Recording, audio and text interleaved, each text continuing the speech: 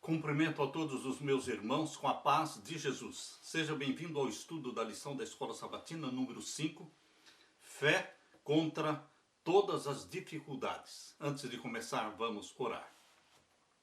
Pai querido que estás nos céus, na tua presença estamos, buscando a tua bênção, te adorando. Pedimos que o Senhor derrame o Espírito Santo sobre mim e os meus irmãos neste momento, ao abrirmos a tua palavra, pois é em nome de Jesus que pedimos. Amém, Senhor. Fé contra todas as dificuldades. O verso áureo: guardo a tua palavra no meu coração para não pecar contra ti. Salmos 119 e o verso 11. Os reformadores protestantes tinham algo de que as pessoas do século 21, hoje, precisam desesperadamente. Eles tinham um propósito de vida. E você e eu precisamos ter um propósito de vida. Vidas com propósito. No livro The Empty Self, o renomado psicólogo americano Philip Cushman fala de pessoas que levam vidas sem propósito, sem uma finalidade. Qual é o seu alvo? Onde você quer chegar? Por que você nasceu? Por que você existe? Por que você está aqui nesta terra? Existe uma missão? Existe uma razão para isso? Queridos, muitos vivem vidas sem propósito. Suas crenças são superficiais. Poucas coisas de real significado são importantes para essas pessoas cuja vida não tem propósito e não tem nada pelo que vale a pena morrer. Se você não tem nada pelo que vale a pena morrer, você também não tem nada pelo que vale a pena viver. Queridos, os homens, as mulheres e as crianças da Reforma Protestante eram diferentes.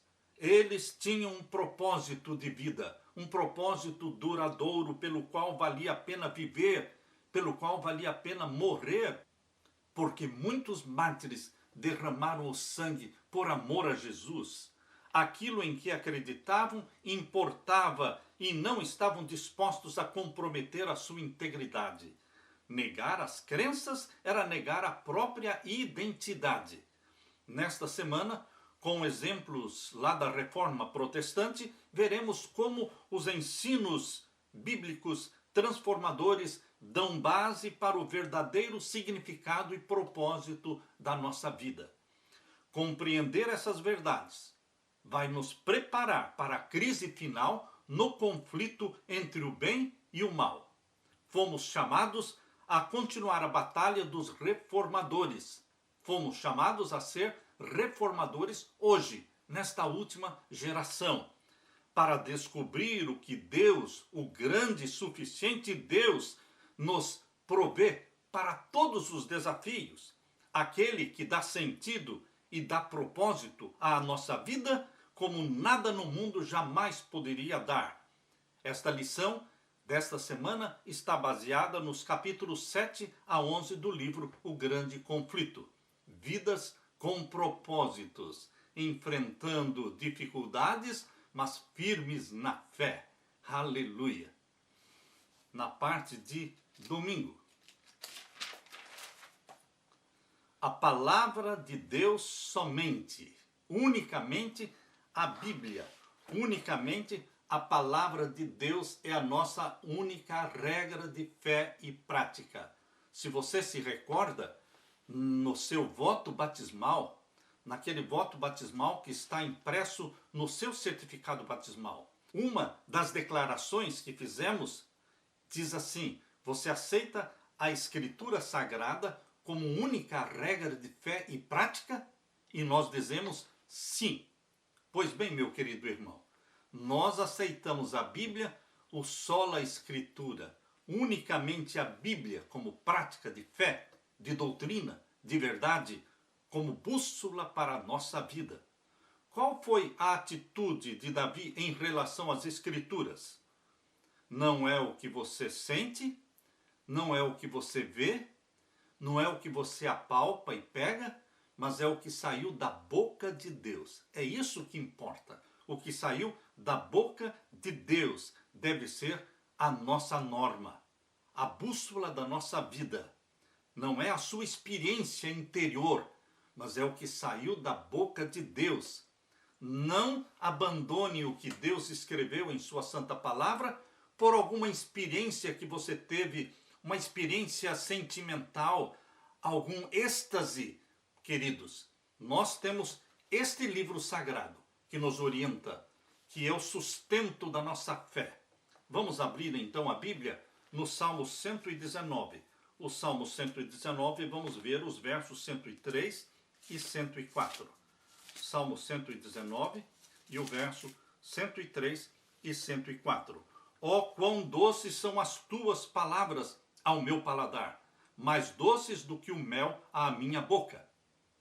O salmista aqui está falando como alguém que comia a palavra de Deus, se alimentava dela. E a palavra de Deus era como um gosto de mel, gostoso no paladar. E o verso 104, pelos teus mandamentos alcancei entendimento, pelo que aborreço todo falso caminho. Pelos ensinamentos de Deus, nós alcançamos entendimento. A Bíblia foi a base de fé dos reformadores, todos eles. João Wycliffe, os valdenses, João Hus, Jerônimo, Martinho Lutero, João Wesley, todos os reformadores fizeram da Bíblia a sua regra de fé e prática. A essência dos ensinos bíblicos era a base e o fundamento da vida deles. Eles entendiam que lidavam com a palavra inspirada de Deus, que é viva e eterna. Amavam cada palavra que saiu da boca de Deus. Quando liam a Bíblia, acreditavam nas suas promessas como sendo feitas a eles. A fé deles era fortalecida. O mesmo se dá quanto a todas as promessas da palavra de Deus. Por meio delas, Deus, está falando a você e a mim individualmente, falando tão diretamente como se pudéssemos ouvir a sua voz. Nós queremos ouvir a voz de Deus. Ele nos fala através da Bíblia.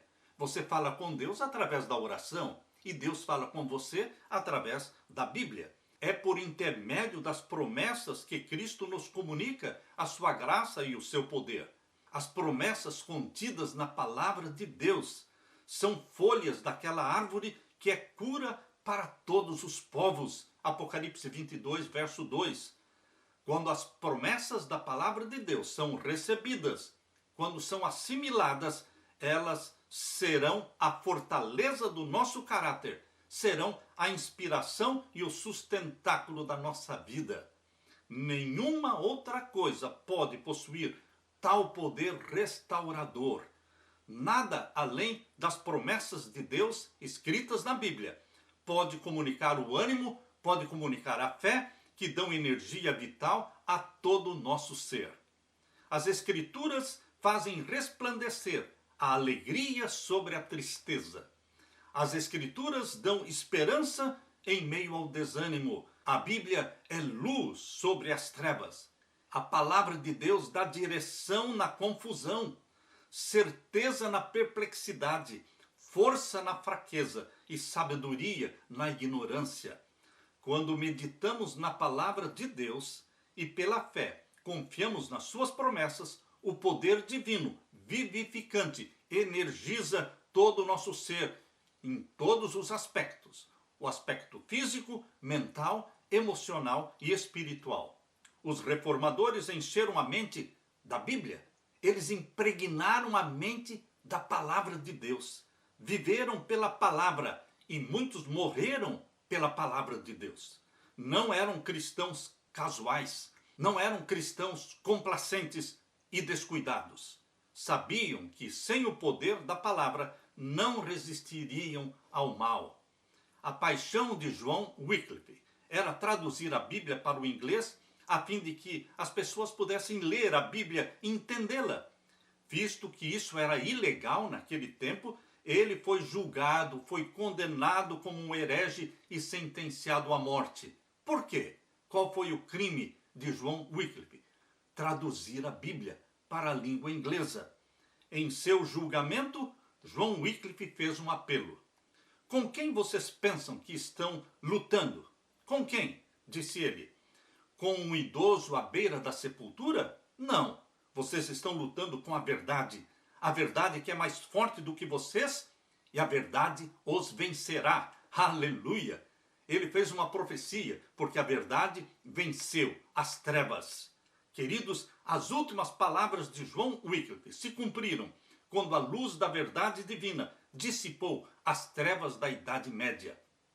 A Bíblia precisa ser a base e o fundamento da nossa vida, das nossas decisões. Não é o que diz a ciência. Hoje está em voga, está na moda falar a ciência diz isso, a ciência diz aquilo. Mas não é o que diz a ciência, não é o que diz a igreja, porque muitos trocam a Bíblia pela igreja. A igreja diz isso, a igreja diz aquilo. Não é o que diz a igreja, é o que diz a Bíblia. Isso é o que importa. Jesus Cristo viveu na terra os 33 anos alimentando-se da palavra que saiu da boca de Deus. A vida de Jesus estava fundamentada no assim disse o Senhor. Está escrito. E a palavra de Deus deve ser a única regra de fé e prática da sua e da minha vida. Aleluia. Na parte de segunda-feira, transmitindo a palavra de Deus. Não é somente crer na palavra de Deus. Temos que pregá-la. Temos que transmiti-la, proclamá-la. Nós lemos aqui na segunda carta de Paulo aos Coríntios, capítulo 4. Segunda carta de Paulo aos Coríntios, capítulo 4. Vamos ler os versos 1 até o verso 6. Leia comigo. Pelo que, tendo este ministério, segundo a misericórdia que nos foi feita, não desfalecemos. Antes rejeitamos as coisas que por vergonha se ocultam, não andando com astúcia, nem falsificando a palavra de Deus, e assim nos recomendamos à consciência de todo homem, na presença de Deus, pela manifestação da verdade. Mas, se ainda o nosso evangelho está encoberto, para os que se perdem está encoberto, nos quais o Deus deste século cegou os entendimentos dos incrédulos, para que lhes não resplandeça a luz do evangelho da glória de Cristo, que é a imagem de Deus. Porque não nos pregamos a nós mesmos, mas a Cristo Jesus, o Senhor, e nós mesmos somos vossos servos por amor de Jesus. Porque Deus, que disse que das trevas resplandecesse a luz, é quem resplandeceu em nossos corações para a iluminação do conhecimento da glória de Deus na face de Jesus Cristo. Meu querido irmão, Paulo disse, eu prego para vocês a Jesus Cristo. Eu não estou recomendando a mim mesmo, não estou pregando a mim mesmo, mas a Jesus Cristo, Senhor. E nós somos seus servos, por amor de Jesus, porque Deus fez resplandecer das trevas a luz que resplandece em nossos corações para iluminar o conhecimento da glória de Deus na face de Jesus Cristo. A Bíblia triunfou na Idade Média. A Bíblia está triunfando hoje. Meu querido irmão, o apóstolo Paulo enfrentou enormes dificuldades em sua obra de difundir o Evangelho. No entanto, ele confiava na palavra de Deus, que ela triunfaria, porque, como disse, nada podemos contra a verdade, senão a favor da verdade. 2 Coríntios 13, 8. Os reformadores enfrentaram dificuldades semelhantes, porém, pela fé, foram fiéis à palavra. Um exemplo de coragem diante da probabilidade esmagadora do sofrimento e da morte, um exemplo fiel é a vida de William Tyndale. O maior desejo de William Tyndale era dar à Inglaterra uma tradução precisa e legível da Bíblia. Ele decidiu traduzir a Bíblia das línguas originais e corrigir alguns erros na tradução de John Wycliffe cerca de 140 anos antes. Tyndale também foi preso, também foi julgado, sentenciado. Muitas das suas traduções da Bíblia, que foram impressas lá em Worms, na Alemanha, foram apreendidas e foram queimadas publicamente. Queridos, a Bíblia era um livro proibido de se ler. Fizeram muitas fogueiras com Bíblias. O julgamento de William Tyndale ocorreu na Bélgica no ano de 1536, depois de Cristo. Ele foi condenado sob acusação de heresia e sentenciado à fogueira. Seus carrascos o estrangularam enquanto o amarravam na estaca e depois queimaram o seu corpo.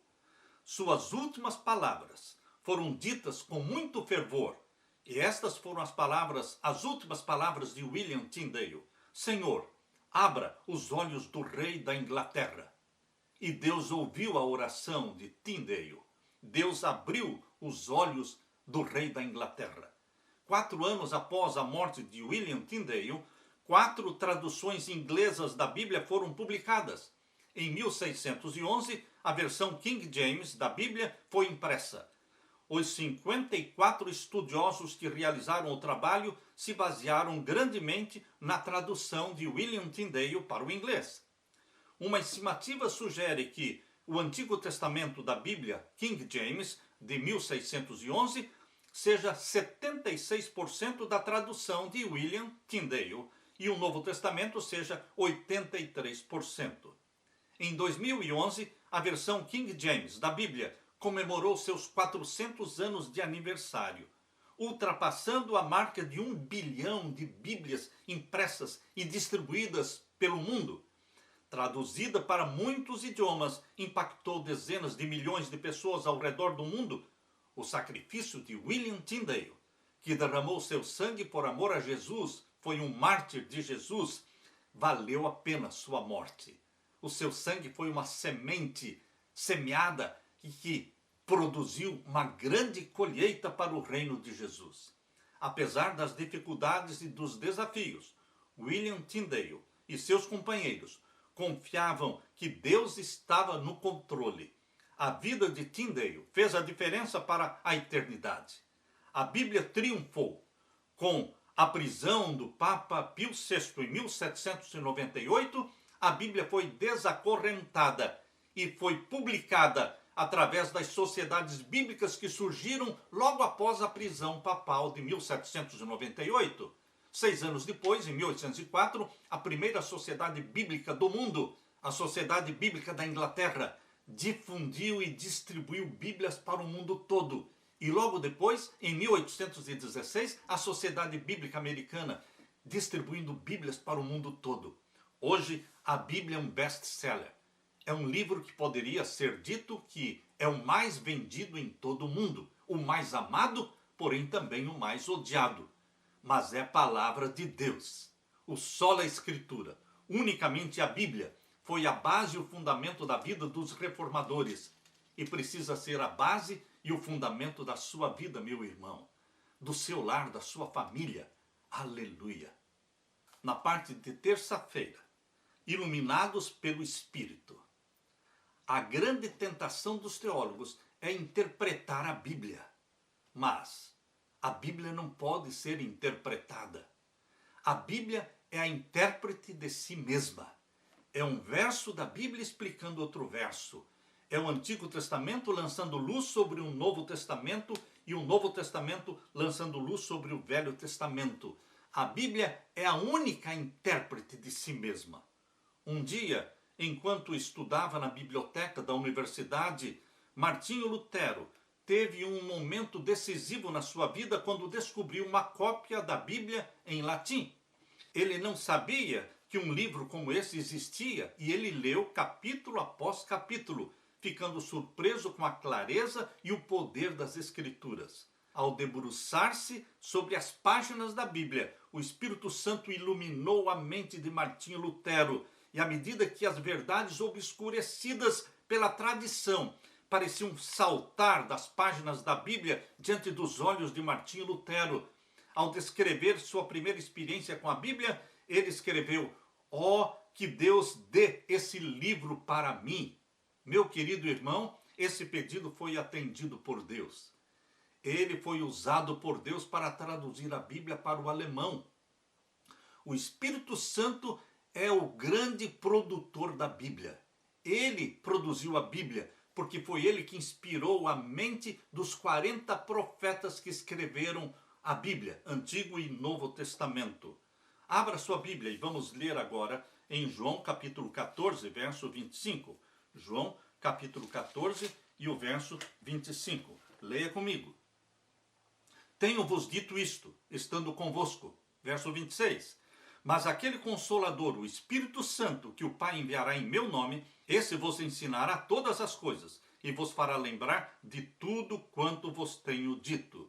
Jesus disse que o Espírito Santo, que ele enviaria, seria o Consolador, aquele que nos ensinaria todas as coisas e nos faria lembrar dos ensinos de Jesus, das palavras de Jesus, das doutrinas de Jesus. Portanto, o Espírito Santo, aquele que inspirou os profetas a escreverem a Bíblia, ele é o poder de Deus que pode iluminar a sua mente. Quando você abre a Bíblia, faça uma oração e peça a iluminação do Espírito Santo. O Espírito Santo que atuou na mente dos profetas também vai atuar na mente do leitor da Bíblia, do estudante sincero da palavra de Deus. Leia também o capítulo 16 de João, versos 13 a 15. Mas quando vier aquele Espírito da verdade, ele vos guiará em toda a verdade, porque não falará de si mesmo, mas dirá tudo o que tiver ouvido e vos anunciará o que há de vir. Ele me glorificará, porque há de receber do que é meu e vô-lo há de anunciar. Tudo quanto o Pai tem é meu, por isso vos disse que há de receber do que é meu e vô-lo há de anunciar. O Espírito Santo enviado por Jesus Cristo é chamado Espírito da Verdade. Ele nos ensina toda a verdade. Ele não fala de si mesmo, mas ele fala tudo que vem de Jesus Cristo. Ele anuncia o que há de vir. Ele me glorificará. O Espírito Santo glorifica Jesus. Vejam, Jesus viveu na terra glorificando o Pai, e o Espírito Santo veio para glorificar a Jesus. Assim, a divindade, Pai, Filho e Espírito Santo, eles trabalham juntos na salvação do pecador. Queridos, Pai, Filho e Espírito Santo, o Pai dando o Filho amado para morrer por nós, Jesus Cristo, Filho de Deus, morrendo por nós, e o Espírito Santo aplicando na sua vida os méritos de Jesus Cristo, implantando na sua mente a mente de Jesus Cristo, dando para você a santidade de Jesus Cristo. O Espírito Santo é o representante de Jesus na terra, despojado da personalidade humana. E lemos também na segunda carta de Pedro. Abra sua Bíblia. Na segunda carta de Pedro, vamos ver o capítulo 1 e o verso 20 e 21. Leia comigo. Sabendo primeiramente isto, que nenhuma profecia da Escritura é de particular interpretação, você não interpreta nenhuma profecia da Bíblia. É a Bíblia que interpreta a Bíblia. Você não pode acrescentar palavras, você não pode acrescentar nomes na Bíblia. Você não pode nem tirar um tio, ou um J, ou uma vírgula da Bíblia. A profecia não é de interpretação particular. É a Bíblia explicando a Bíblia. E o verso 21, porque a profecia nunca foi produzida por vontade de homem algum, mas os homens santos de Deus falaram, inspirados pelo Espírito Santo. A Bíblia, a intérprete de si mesma, o Espírito Santo lança a luz sobre cada verso da Bíblia. Nesses versos que nós lemos, temos a certeza de que o Espírito Santo, que inspirou os escritores bíblicos, nos guia também enquanto lemos as Escrituras. Ele é o intérprete da verdade. Infelizmente, muitos minimizam o elemento sobrenatural da Bíblia e exageram o elemento humano. Uma vez que Satanás não pode mais manter a Bíblia longe de nós, porque as sociedades bíblicas encheram o mundo de Bíblias, hoje existem 1 ou 2 ou 3 Bíblias em cada casa, em cada lar. Então Satanás falhou na sua estratégia de proibir que a Bíblia fosse disseminada. Mas ele agora criou uma outra estratégia. Ele faz com que esta Bíblia fique fechada, empoeirada, engavetada. Queridos, a Bíblia empoeirada, fechada dentro de uma gaveta, não pode trazer nenhuma bênção para a sua vida. Ela precisa ser aberta, precisa ser lida com meditação, com oração. Precisa ser assimilada. Satanás está tentando despojar a Bíblia do seu caráter sobrenatural. A Bíblia, escrita por 40 profetas humanos, pecadores como nós somos pecadores, mas foram escolhidos por Deus para serem os canais da revelação. Queridos, a Bíblia é a palavra inspirada de Deus, porém, Satanás tem tentado despojar a Bíblia do seu caráter sobrenatural, tornando a Bíblia meramente uma boa literatura. Pior ainda, uma ferramenta opressora da religião para controlar as massas. Os reformadores viram claramente que o Espírito Santo, não os sacerdotes, o Espírito Santo, não os teólogos, não os pastores, não o prelado, não os papas, não a igreja. O Espírito Santo é o intérprete infalível das Escrituras Sagradas. Em um interessante diálogo, Maria, rainha da Escócia, disse a João Knox, reformador escocês. A rainha Maria disse: você interpreta as Escrituras de uma maneira e eles, os professores católicos romanos, as interpretam de outra maneira. Em quem deverei crer? Em quem deverei acreditar? E quem deverá ser o juiz nesse assunto? E então João Knox respondeu: creia em Deus, que claramente fala em sua palavra. E ele respondeu mais: além do que a palavra lhe ensina, não creia nem em um nem em outro. A palavra de Deus é clara por si mesma. E se aparecer qualquer dificuldade em algum lugar, o Espírito Santo, que nunca é contrário a si mesmo, em outros lugares, explicará a questão de maneira mais clara, de modo que não poderá ficar dúvida, a não ser para os que obstinadamente permanecem na ignorância. Queridos, a Bíblia explica a Bíblia. Ajuda muito você ter um dicionário de português para consultar o dicionário quando você não entender alguma palavra. Mas, quando você estiver estudando profecias, por exemplo, as profecias de Daniel, as profecias do Apocalipse, a Bíblia ainda continua interpretando a Bíblia. Somente a Bíblia pode dar o significado dos códigos, dos símbolos proféticos. O Espírito Santo continua lançando luz sobre cada verso, sobre cada profecia. E quando você lê a Bíblia com meditação e com oração, o Espírito Santo lançará luz sobre a sua mente. Vai jorrar luz de cada texto, de cada verso. Queridos, a revelação das verdades bíblicas, esta revelação ela é progressiva. Isto significa que você hoje poderá entender melhor do que ontem.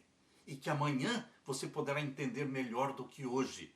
Porque a revelação das verdades da Bíblia é uma revelação progressiva que vai durar a vida toda. Porque a vida do justo é como o nascer do sol, que vai brilhando pouco a pouco até se tornar dia perfeito. E esse dia perfeito será a volta de Jesus Cristo. Queridos, Deus derramará o Espírito Santo sobre você quando você estiver estudando a Bíblia com meditação e com oração. Na parte de quarta-feira, somente Cristo, somente a graça. No Antigo Testamento, somente o Cordeiro poderia trazer o perdão dos pecados. Sem o sangue do Cordeiro, não existia perdão dos pecados. Esta foi a causa de Caim ter sido rejeitado por Deus, porque enquanto Abel trouxe um cordeiro e ofereceu em sacrifício a Deus e foi aceito por Deus, Caim não trouxe um cordeiro. E no Antigo Testamento não existia salvação e nem perdão sem o sangue do cordeiro. Foi assim desde o Jardim do Éden. Quando Adão e Eva pecaram, eles ficaram nus, perderam aquela vestimenta de glória que tinham. E então fizeram aventais com folhas de figueira. Deus arrancou aqueles aventais de folhas de figueira. E um cordeiro foi morto no Jardim do Éden, representando o Cordeiro de Deus que tira o pecado do mundo, que morreria um dia na cruz do Calvário para perdão e salvação nossa. Por isso, um cordeiro foi morto no Jardim do Éden. E com a pele daquele cordeiro, Deus vestiu Adão e Eva. Portanto, meu querido irmão, quando as pessoas dizem que o Antigo Testamento ensina a salvação pelas obras, enquanto que o Novo Testamento ensina a salvação pela graça, elas não entendem a Bíblia. Elas não sabem o que estão falando. Porque desde o primeiro livro da Bíblia, Gênesis, a primeira promessa da salvação pela fé em Cristo está em Gênesis capítulo 3, verso 15. É ali no capítulo 3 de Gênesis que Deus não aceitou a salvação pelas obras. Quando Deus arrancou os aventais de folhas de figueira, Deus estava dizendo: eu não aceito salvação pelas obras. Você não pode salvar a si mesmo. Você precisa da pele do cordeiro. Você precisa de uma vestimenta que venha do cordeiro. É a justiça do cordeiro que nos veste. Queridos, desde o Antigo Testamento foi implantado o sistema de sacrifícios. Quando Deus disse em Êxodo capítulo 25, verso 8, e me farão um santuário para que eu possa habitar no meio deles. Aquele sistema do santuário terrestre era um sistema que mostrava a necessidade de um cordeiro. Porque um cordeiro era morto às 9 da manhã e um cordeiro era morto às 3 da tarde. Era o sacrifício contínuo. E todo este sacrifício, este sistema sacrificial, era para incutir na mente do pecador que eles precisavam a salvação que vem do cordeiro. O cordeiro morto, cada manhã e cada tarde, estava apontando para o cordeiro de Deus, que um dia morreria pelo pecador. No Antigo Testamento, salvação unicamente por Cristo, representado pelo cordeiro, somente pela graça. Mas a lei existia no Antigo Testamento e a lei existe no Novo Testamento, mas nunca foi propósito de Deus ensinar que a salvação pode vir através da lei, porque a lei nos aponta o pecado. A lei é como um espelho que mostra o pecado, mas não limpa o pecado. Queridos, assim como você olha para um espelho e o espelho mostra que o seu rosto está sujo, mas o espelho não limpa o seu rosto. Você precisa de água e sabão para limpar o seu rosto. Assim também a lei mostra o pecado, mas nós precisamos do sangue de Jesus para nos purificar dos pecados. Este é o plano da salvação. Como funciona o plano da salvação? Unicamente pela fé, unicamente pela graça. Vamos abrir a Bíblia agora em Romanos. Abra sua Bíblia. Vamos começar lendo Romanos capítulo 5. Romanos capítulo 5 e o verso 1. Romanos capítulo 5, verso 1. Leia comigo. Sendo, pois, justificados pela fé, temos paz com Deus por nosso Senhor Jesus Cristo. Justificados pela fé, temos paz com Deus. E agora ainda no capítulo 5, o verso 9. Logo, muito mais agora, sendo justificados pelo seu sangue, seremos por ele salvos da ira.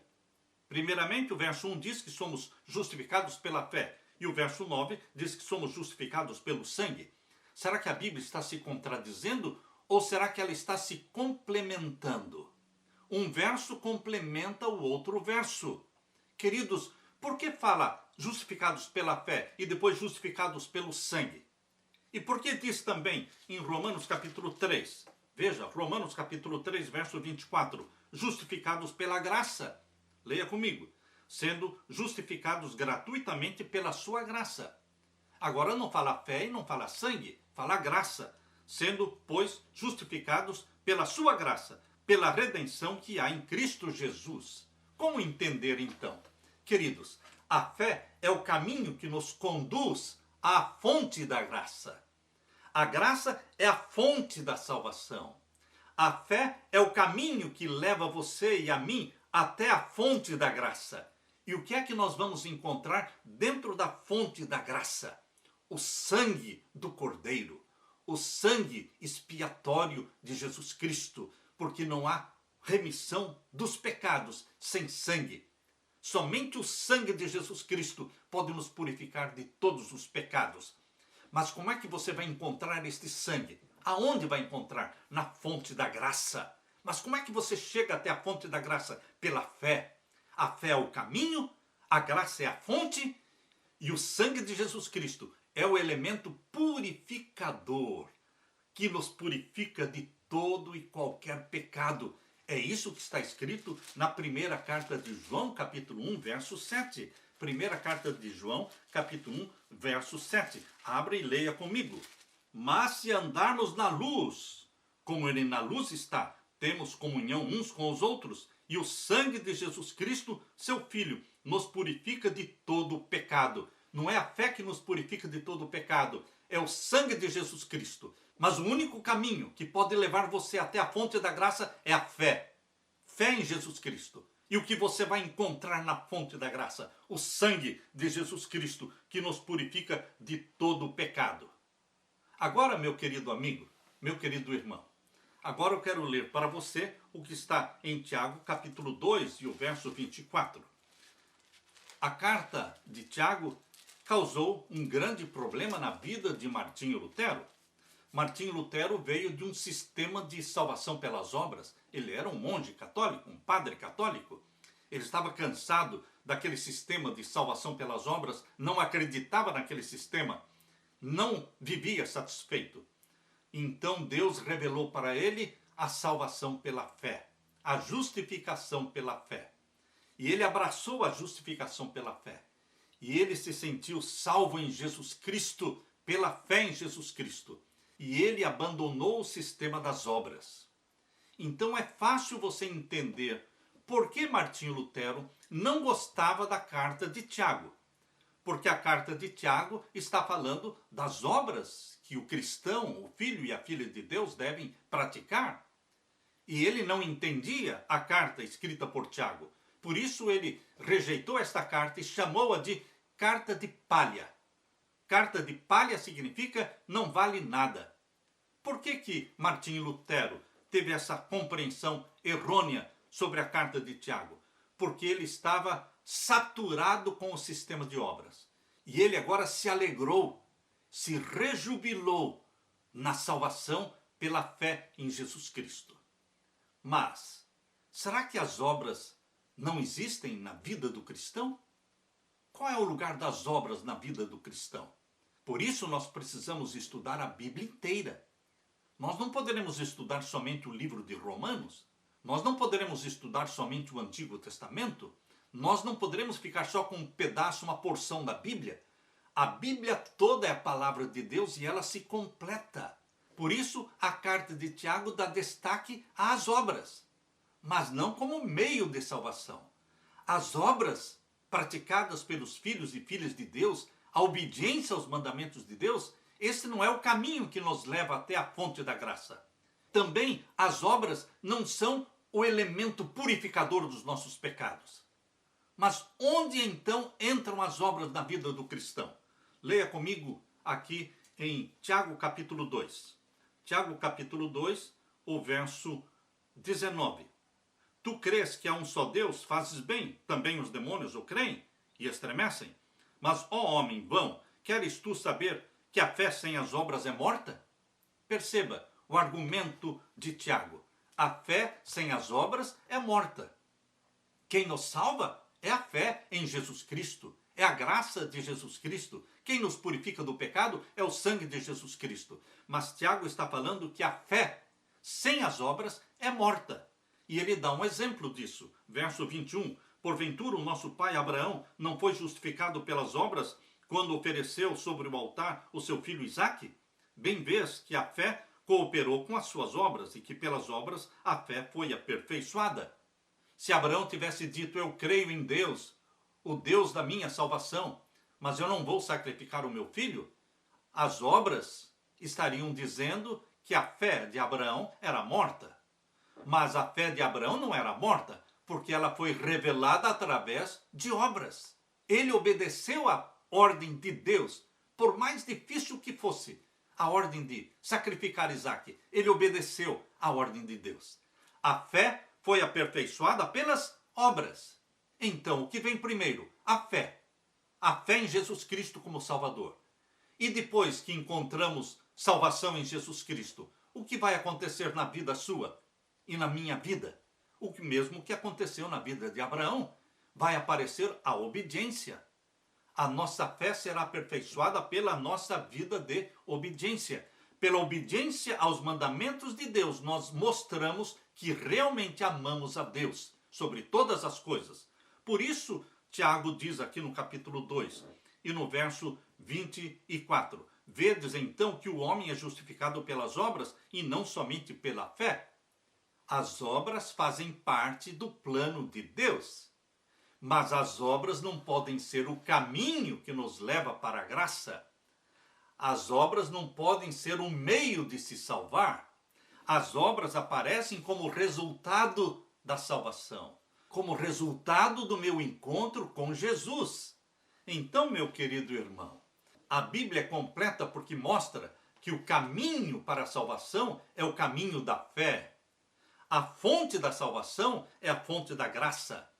E o elemento purificador dos nossos pecados é o sangue de Jesus Cristo. Mas a Bíblia também fala de que os resultados, as consequências da nossa salvação é uma vida de implícita obediência à palavra de Deus, aos mandamentos de Deus. Por isso a fé de Abraão foi aperfeiçoada pelas obras. Fé, sangue, graça e obras. Não poderemos inverter, não poderemos colocar as obras em primeiro lugar. Em primeiro lugar vem a fé, depois vem a graça, e então vem o sangue de Jesus Cristo que nos purifica de todo o pecado. E então, em consequência da salvação e perdão dos nossos pecados, vivemos uma vida de boas obras, uma vida de obras que glorificam a Deus, que revelam que amamos a Deus. Abraão é o pai da fé, mas ele mostrou na sua vida a obediência. A vida perfeita de Cristo está no lugar da nossa imperfeição. Jesus viveu uma vida de obediência. A lei que quebramos nos condena à morte eterna. Por nossas escolhas pecaminosas, ficamos aquém do ideal de Deus. Sozinhos, não podemos atender às exigências de Deus. Merecemos a morte, mas existe uma boa notícia. O salário do pecado é a morte? Sim, mas o dom gratuito de Deus é a vida eterna em Cristo Jesus. Romanos 6, 23. É um dom imerecido. Se fosse pelas obras, nós a conquistaríamos. Se há uma verdade nos evangelhos, é esta verdade que não obtemos a salvação por nossas obras, mas é pela fé, e é pela graça, e é pelo sangue. Martinho Lutero e os reformadores protestantes descobriram a Cristo, e ele somente, como fonte de salvação. Embora Martinho Lutero não entendeu o lugar das obras, mas ele abraçou a Jesus como seu Salvador. Deus entendeu a situação de Martinho Lutero, porque ele estava assustado com o sistema de obras, porque ele veio do catolicismo, onde o sistema é 100% de obras. Não existe a salvação pela fé. Foi então que Lutero começou a pregar a mensagem da graça salvadora de Cristo. Multidões se reuniram para ouvir as suas mensagens sinceras e transformadoras. Suas palavras eram como um copo de água fria no deserto estéril da vida das pessoas. O povo tinha sido algemado pelas tradições da igreja medieval e escravizado com rituais antigos que não ofereciam a vida espiritual. As mensagens bíblicas de Lutero tocaram o coração e as vidas foram transformadas. Ao ler o Novo Testamento, Lutero comoveu-se com a bondade divina. Ficou surpreso com o desejo de Deus de salvar toda a humanidade. Lutero descobriu que a morte de Cristo na cruz é suficiente para todos nós. O sangue dele é suficiente para perdoar todos os nossos pecados. Cristo foi tratado como nós merecíamos, para que pudéssemos receber o tratamento a que ele tinha direito. Cristo foi condenado pelos nossos pecados, nos quais não teve participação, para que fôssemos justificados por sua justiça, na qual não tínhamos parte. Sofreu a morte que era nossa, para que recebêssemos a vida que era dele. Aleluia!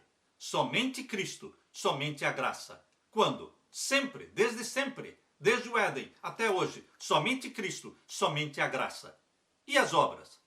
Ah, queridos, as obras surgem na vida dos que amam a Deus. E porque amam a Deus, guardam seus mandamentos. Por isso Jesus disse em João 14,15: se me amardes, guardareis os meus mandamentos. Aleluia! Na parte de quinta-feira, obediência, o fruto da fé. A revelação progressiva da verdade pode ser vista claramente na vida de Lutero, na vida de João Wesley, na vida dos luteranos, na vida dos metodistas e na vida dos adventistas. A revelação progressiva da verdade está provada irrefutavelmente através da reforma protestante. Queridos, Deus não mostrou para Lutero nada sobre a santificação, mas Deus mostrou para Lutero a justificação pela fé. A justificação pela fé foi a missão na vida de Lutero. Ele ergueu bem alto a bandeira da justificação pela fé, de Romanos capítulo 1, verso 17, porque o justo pela sua fé viverá. Vamos abrir a palavra de Deus em Romanos capítulo 3. Romanos capítulo 3, vamos ver os versos 27 a 31. Romanos capítulo 3 e os versos 27 a 31. Onde está logo a jactância é excluída. Por qual lei? Das obras? Não, mas pela lei da fé. Concluímos, pois, que o homem é justificado pela fé sem as obras da lei. Por isso, para que não existisse um desequilíbrio, Deus inspirou Tiago a escrever a carta de Tiago, para que as pessoas não pensassem que as obras não podem existir na vida dos filhos de Deus e que a lei de Deus não precisa ser obedecida. Por isso existe esse equilíbrio. Enquanto Paulo diz, concluímos, pois, que o homem é justificado pela fé sem as obras da lei, Tiago, também movido pelo Espírito Santo, escreveu assim, Tiago 2,24. Vedes então que o homem é justificado pelas obras e não somente pela fé. Aparentemente, Tiago e Paulo, em Romanos, eles estão se contradizendo, mas não, queridos. É o Espírito Santo que inspirou Paulo a escrever Romanos 3,28, é o Espírito Santo que inspirou Tiago a escrever Tiago capítulo 2, verso 24. Para que entendamos que o plano da salvação é este: salvação pela fé, pelo sangue e pela graça. Mas os resultados e as evidências da salvação vão aparecer na vida dos salvos. E que obras aparecem na vida dos salvos? Obras de desobediência ou obras de obediência aos mandamentos de Deus? Obediência aos mandamentos de Deus. Porque a fé é aperfeiçoada pelas obras. Porque a fé sem as obras é morta. Hoje nós temos um monte de gente, milhões de cristãos que entendem que estão salvos em Jesus Cristo, mas eles possuem uma fé morta, porque não os leva a obedecer a Deus. Eles têm uma fé morta, porque é uma fé que diz para eles que eles não precisam guardar os mandamentos de Deus. Queridos, para me salvar, eu não preciso guardar os mandamentos de Deus. Isto é verdade. Mas outra verdade é que todos os salvos em Jesus Cristo têm prazer e alegria e têm o poder do Espírito Santo vivendo neles, que os habilita, que os capacita a obedecer os mandamentos de Deus. Nós temos que entender que o plano da salvação começa pela fé, pela graça, pelo sangue de Jesus Cristo, mas nos conduz para a obediência. Somente os que são salvos por Jesus Cristo conseguem obedecer. Os que não obedecem os mandamentos de Deus é porque ainda não foram salvos por Jesus Cristo. Por isso, Paulo diz aqui em Romanos capítulo 3 e o verso 31. Veja como Paulo foi inspirado pelo Espírito Santo para escrever não somente o verso 28, Romanos 3, 28, mas também o Espírito Santo estava nele quando ele escreveu o verso 31. Anulamos, pois, a lei pela fé? De maneira nenhuma. Antes estabelecemos a lei. Para impedir que usassem o argumento de Paulo para dizer que a lei não vale para nada, que a lei foi abolida, o Espírito Santo inspirou Paulo a escrever o verso 31. O sistema da salvação é a fé em Jesus Cristo. Mas ele está perguntando, verso 31, anulamos, pois, a lei pela fé? Porque eu sou salvo pela fé, pela graça, pelo sangue de Jesus? Então não existe mais a lei? Não. De maneira nenhuma, diz Paulo. Antes estabelecemos a lei. O Espírito Santo estabelece a lei de Deus no coração dos salvos, não no coração dos perdidos. Para que os perdidos precisam da lei? Que prazer eles poderiam ter na lei do Senhor? São os filhos e filhas de Deus que têm prazer na lei do Pai. São os filhos e filhas de Deus, gerados pelo Espírito Santo, que têm prazer em obedecer os mandamentos do Pai, os 10 mandamentos. E o poder para obedecer vem de onde? Do Espírito Santo, que em nós habita. Queridos, isso é o que Deus está revelando para você. Nós lemos Romanos capítulo 3 e agora vamos ler Romanos capítulo 6 e os versos 15 a 18. Romanos 6, versos 15 a 18. Pois que? Pecaremos, pois, porque não estamos debaixo da lei? Quem é salvo pela graça não está debaixo da lei. Debaixo da lei está aquele que tenta guardar a lei para se salvar. Aquele que tenta a salvação pelas obras está debaixo da lei e tenta algo impossível.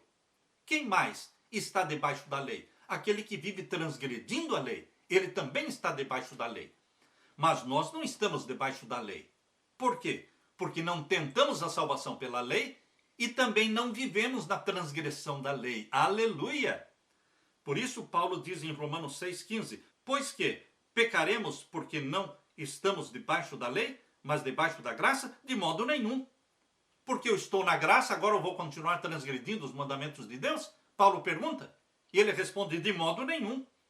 Não sabeis vós que a quem vos apresentardes por servos para lhe obedecer, sois servos daquele a quem obedeceis, ou do pecado para a morte, ou da obediência para a justiça?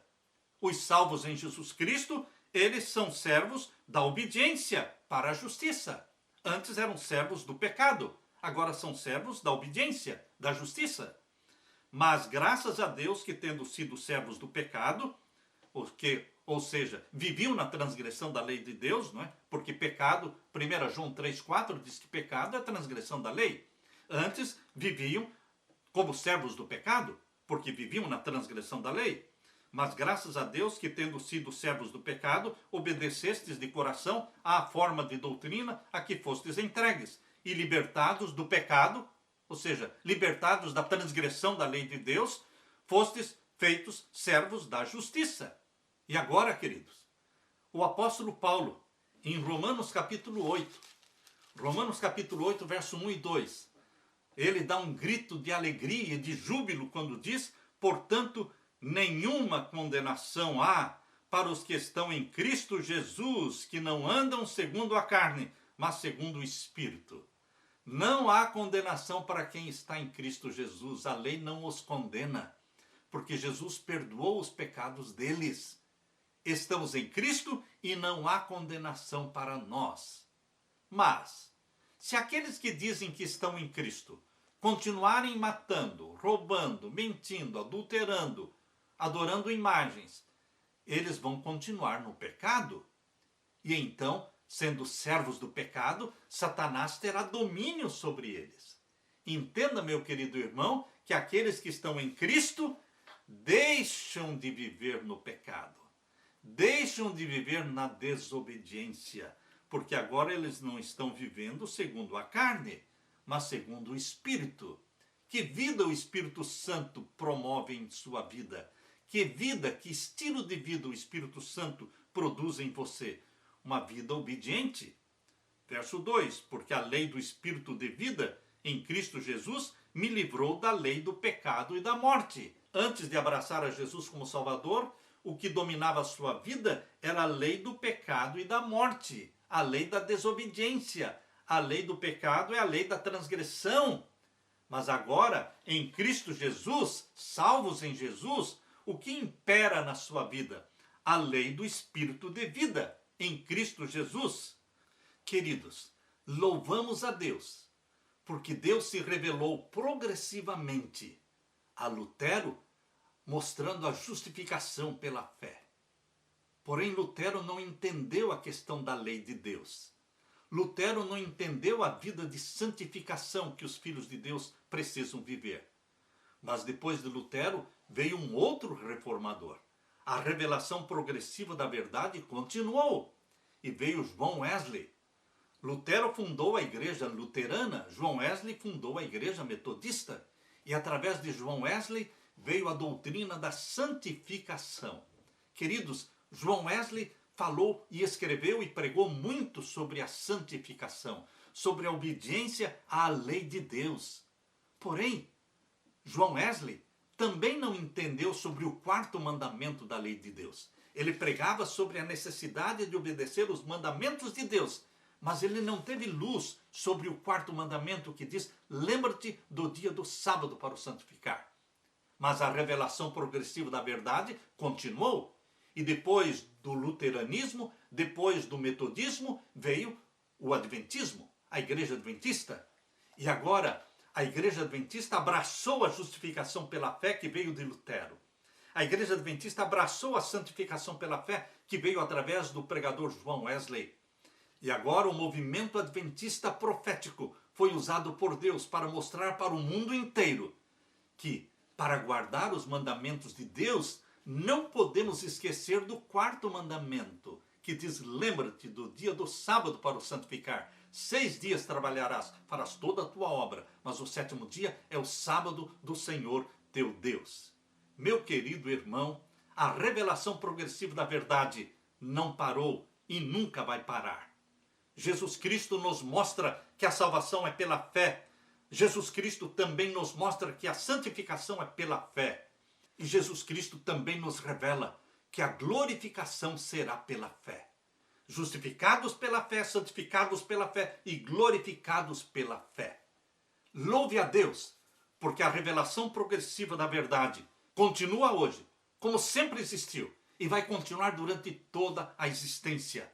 Deus quer nos justificar pela fé e pelo sangue de Jesus Cristo. E Deus nos santifica fazendo-nos templos do Espírito Santo. O Espírito Santo passa a viver em você e em mim, nos santificando, dando-nos a mente santa de Jesus. Para quem? Para os que são justificados pela fé e também são santificados pela fé. Mas o plano de Deus não parou aí. Na segunda vinda de Jesus, ele vai nos glorificar pela fé.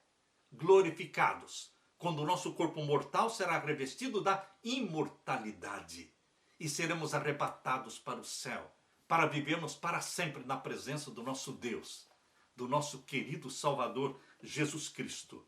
Meu querido irmão, minha querida irmã, a revelação progressiva da verdade não parou com Moisés, não parou com João Batista, não parou com João, o discípulo amado. A revelação progressiva da verdade não parou com os valdenses, não parou com João Wycliffe, nem com João Uso, Jerônimo, não parou com Lutero, não parou com João Wesley. A revelação progressiva da verdade também não parou com Ellen Goldwhite. Não, queridos. Muitos pensam que em 1915, quando Ellen White morreu a revelação progressiva da verdade.